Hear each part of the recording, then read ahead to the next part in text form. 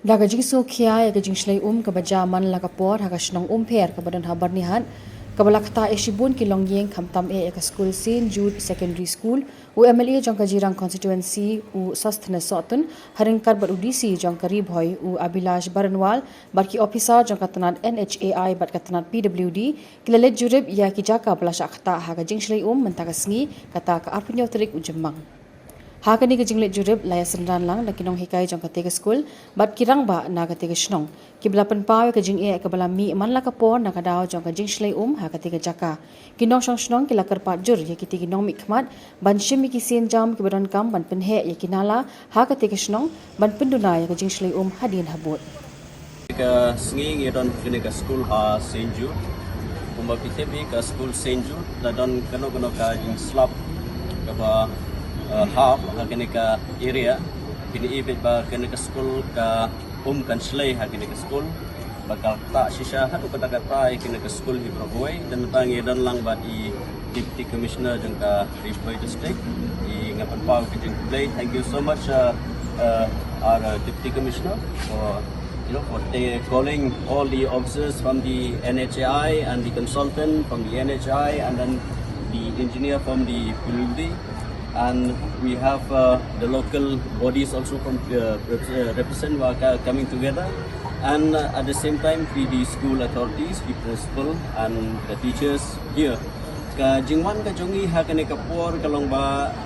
ngidon da kijing sokia ladu I deputy commissioner ngilayo menekran na kapor sa kapor agama iru idon ne kijing sokia bani I kijing ja kijing long jingman gede ba ha kijing ja biding ne school la kapor baslap Bangilayo ban like ban inspect ketika outlet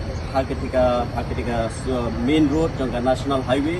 bangilai ba idon ka jing ko alane kata ka jingruna hagarukom ba baka kanya bakunyo ban like freely lane easily dakanya dag masuk but ngilayo ban penpau hakmat jong ka NHAI nangka I deputy commissioner nangka I engineer Bat ngikwa nakliang junga kumbuno mikmat ngakwa ba kanika solution kalong bakila ban solve permanently.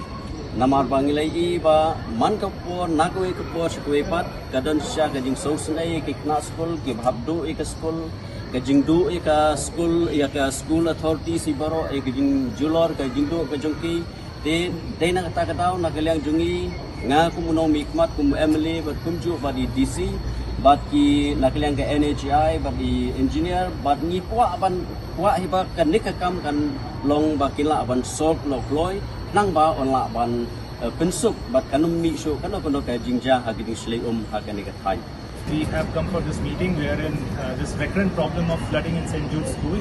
we are trying to find out a temporary as well as a permanent solution. So we are here with all officers of disaster management, PWD and NHAI.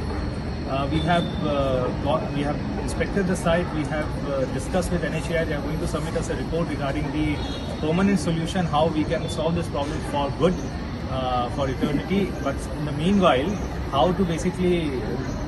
relieve this situation temporarily. We have discussed many solutions, and very soon we are going to work on that so that at least for this season, the school should not face any problem. Whatever necessary measures have to be taken, we will ensure that